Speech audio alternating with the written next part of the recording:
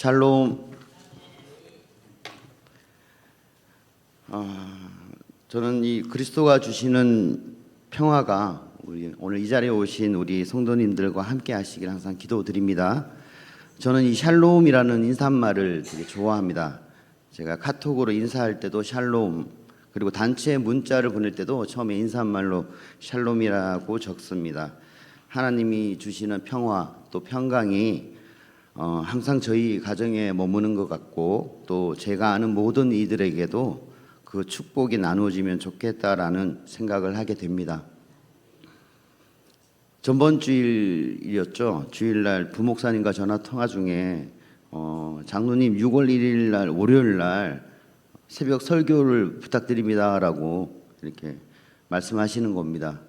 제가 평소에 당혹스러운 전화 통화를 그렇게 한 적이 별로 없는데 그날은 솔직히 좀 당혹스러웠어요. 제가 이 설교라는 게 또 준비가 되지 않으면 이렇게 쉽게 할 수 있는 것이 아니어서 좀 당혹스러웠는데 거기엔 또 다른 이유가 있었습니다. 제가 작년 6월 달이죠. 그때 우리 담임 목사님이 병원에 계실 때 그때 새벽 설교를 한 적이 있는데, 하고 난 후에 느끼는 게 이렇게 부족함이 너무 많더라고요. 준비도 좀 아쉬웠고 해서 조금씩 평소에 말씀을 조금씩 준비를 해야 되겠다라고 이제 생각을 하고 더 다짐을 하고 있었는데, 어떻게 보면 결론적으로는 다짐뿐이었죠. 준비를 해야겠다고 했지만 그렇지 못했습니다. 그러다가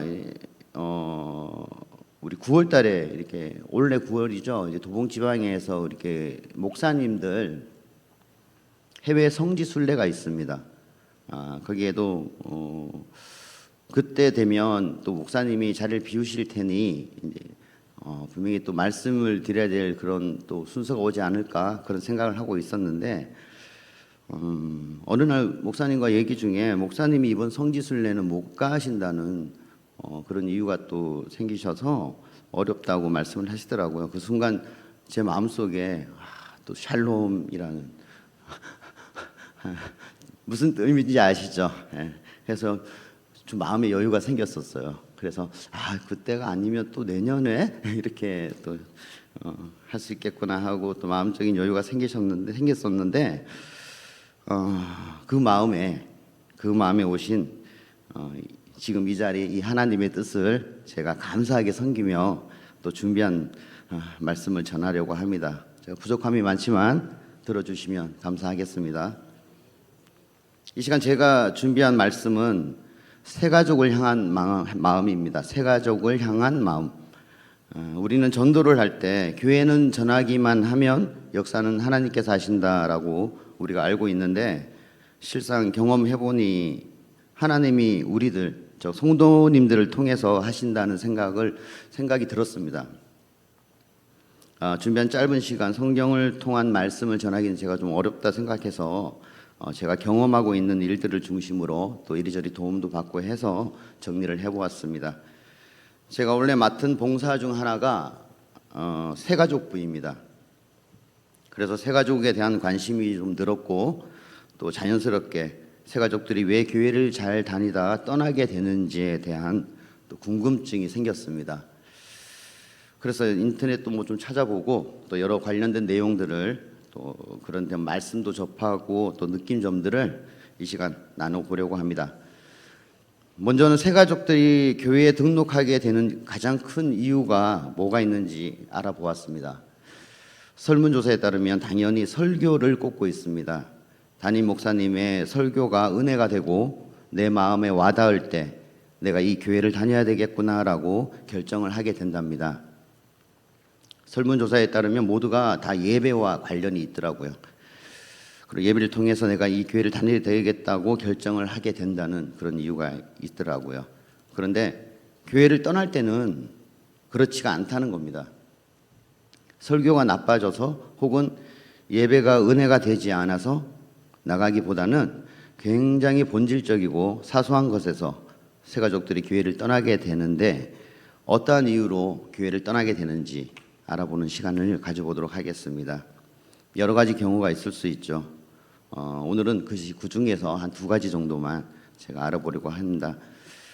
첫 번째는 무례한 태도가 교회를 이탈하게 만듭니다. 은혜가 되어서 등록은 했지만 성도님들 간의 관계에서 무례한 태도가 보여질 때 내가 이 교회를 계속 다닐 수가 없겠구나라고 생각을 하게 된다는 겁니다. 실제로 이런 사례가 있었습니다. 회사에서 장기간 해외 출장을 다녀온 분이 한국에 오셔서 이제 새로운 마음으로 신앙생활을 좀 해야 되겠다라고 어떤 큰 교회, 대형 교회에 찾아 방문을 했습니다. 예배 시간 한 20분 전에 일찍 도착을 해서 맨 앞자리에 앉아서 이렇게 기도로 마음의 준비를 하고 있는데 어떤 분이 기도하고 있는 이분의 뒤로 오셔서 어깨를 툭툭 치는 겁니다. 어깨를 두들기더니 이 자리가 내 자리이니 뒤로 가라고 하는 겁니다. 이분이 정말 하나님 앞에 오랜만에 나와서 신앙생활을 해야 되겠다고 생각을 했는데 그 마음에 너무 불쾌감이 온 거죠. 그런데 이분이 요구를 하니 어쩔 수 없이 뒤로 가서 앉게 되었습니다. 마음을 다잡고 다시 기도를 하고 있는데 또 어떤 분이 오셔서 또 어깨를 툭툭 두들기시더니 이 자리가 제 자리입니다 하는 겁니다. 믿기지 않는 이야기 같지만 대부분의 어떤 교회들은 이런 일들이 현실적인 사례가 있었습니다. 추측하기로는 그 맨 앞자리는 장로님석이 아니었을까 생각을 해보게 됩니다. 새신자들은 우리가 생각하는 것보다 교회에 대한 구조를 생각하지 못하게 됩니다. 아무것도 알지 못하는 상황에 또 교회를 방문하고 앞자리에 앉아서 하나님 앞에 기도하고 있는 그 사람을 방해할 권리가 누구에게 있을까 싶습니다.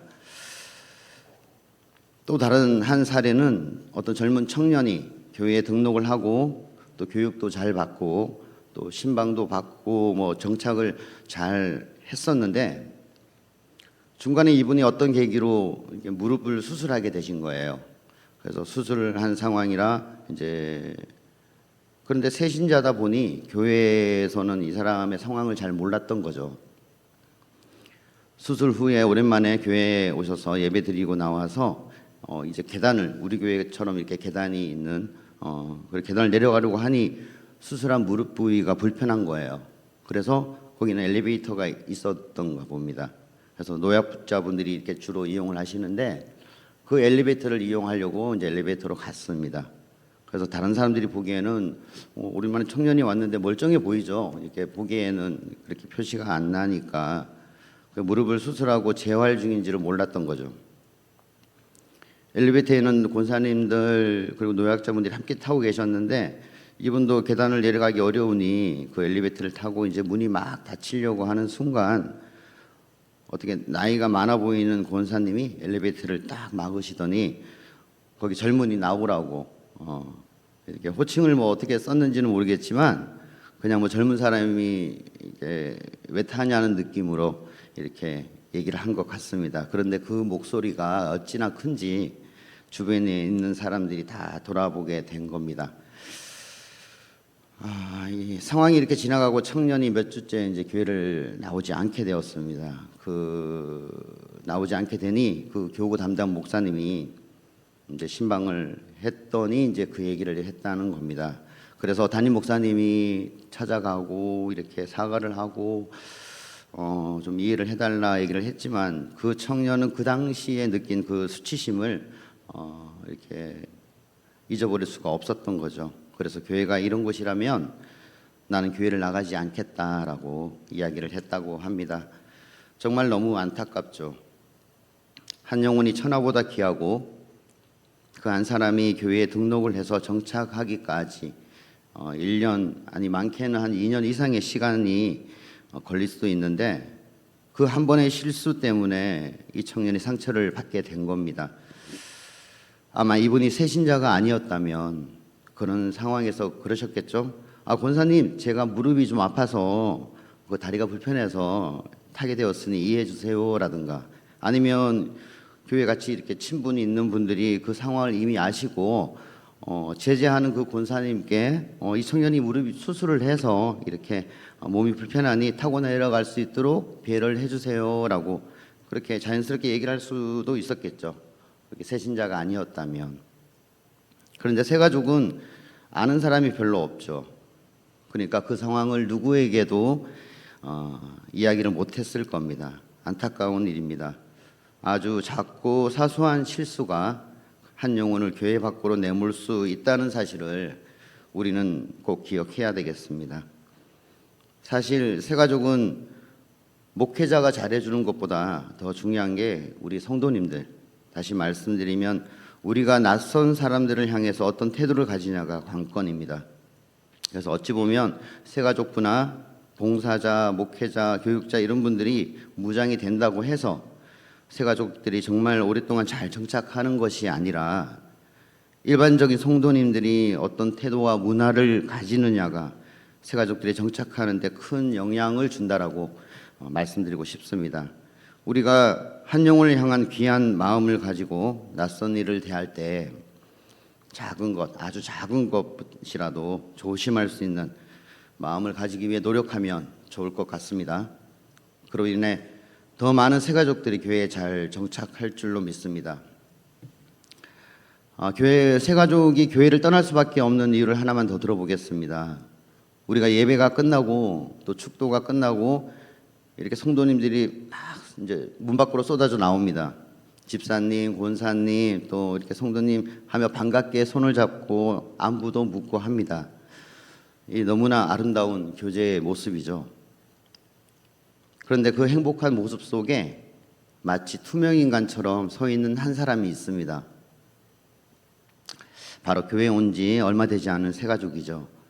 여기서 두 번째 새가족이 떠나는 이유를 든다면 관계의 소외감입니다. 기존 성도님들이 나빠서가 아닙니다. 다들 너무 친해서 그 틈에 끼어들기가 너무 어려운 보이지 않는 유리벽이 느껴집니다. 새가족은 어디에 서 있어야 할지, 누구에게 말을 걸어야 할지, 지금 내가 뭐 어디 커피 한 잔을 마셔도 되는 건지 이 모든 걸 선택하기가 두렵습니다. 이때 아무도 말을 걸어주지 않는 그 3분의 침묵은 어떻게 보면 3시간의 고통처럼 느껴집니다. 제가 새가족부를 인도하면서 예배 뒷모습을 보게 됩니다. 기존 성도님들이 나빠서가 아닙니다. 솔직히 뭐 잘못한 것도 없고요. 너무 반갑고 친해서 우리끼리 뭉치는 그 에너지가 강해질수록 낯선 이에게는 결코 뚫고 들어갈 수 없는 보이지 않는 유리벽이 만들어진다는 겁니다. 새가족은 생각합니다. 저들은 이미 가족이구나. 내 자리는 없구나. 아무도 내 말을 믿지 않지만 나를 밀어내지 않지만 당겨주지도 않는다라는 그런 소외감이 새가족이 발걸음을 돌리게 만드는 이유가 되지 않을까 생각합니다.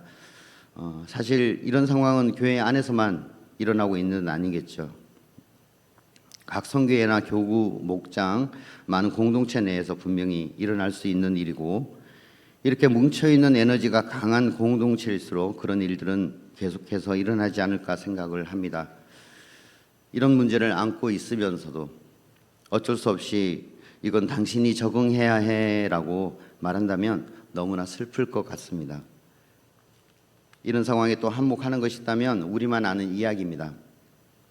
새가족은 교회에 대해서 잘 모르는데 함께 있을 때 새가족이 잘 모르는 이야기를 한다면 당연히 소외감이 들겠죠. 그 안에 배려라는 것이 보이지 않기 때문에 새가족은 나는 투명인간이야 라고 생각할 수 있는 겁니다. 새가족들을 그 성향에 맞게 배려해주고 벽을 낮추는 일은 참 어려운 것 같습니다. 하지만 그들을 위한 방향성은 가지고 가는 것이 좋겠다는 생각을 합니다. 교회가 이 부분에서 좀 더 관대했으면 좋겠습니다. 우리가 새가족을 배려하는 마음을 품고 나아간다면 정착률이 더 높아지지 않을까 생각해 봅니다. 우리는 바나바 사역을 잘 알고 있습니다. 바나바 사역은 새가족을 찾아가고 만나는 일을 합니다. 1대1로 짝을 지어주고 그곳으로 시작해서 새가족을 만나는 것은 일정 기간 같이 이렇게 동행을 하는 것이 목적입니다. 그리고 새가족에게 중요한 직분을 가진 3명 이상씩 이렇게 소개를 해주어야 합니다.